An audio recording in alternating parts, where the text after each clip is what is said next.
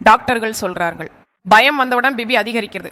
பயம் வந்தவுடன் மனநிலைமை பாதிக்கப்படுகிறது. பயம் வந்தவுடன் இதயம் வேலை செய்யாது.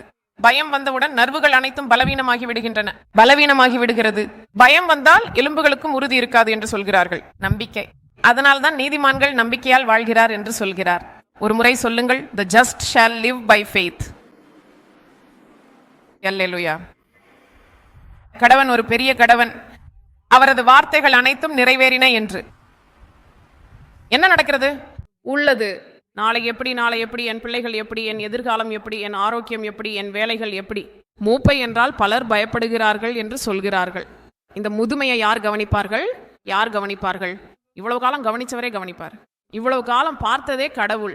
அந்த கடவுளே உன்னை மரணம் வரைக்கும் என்ன செய்கிறாரோ பார்த்து கொள்வார் என்ற நம்பிக்கை இருக்க வேண்டும்.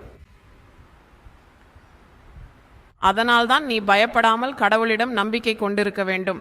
நீ இறக்கப் போகிறாய் என்று யாராவது சொன்னாலும் நீ சொல்ல வேண்டும், நான் இறக்க மாட்டேன், நான் உயிருடன் இருந்து கடவுளின் செயல்களை விளக்குவேன்.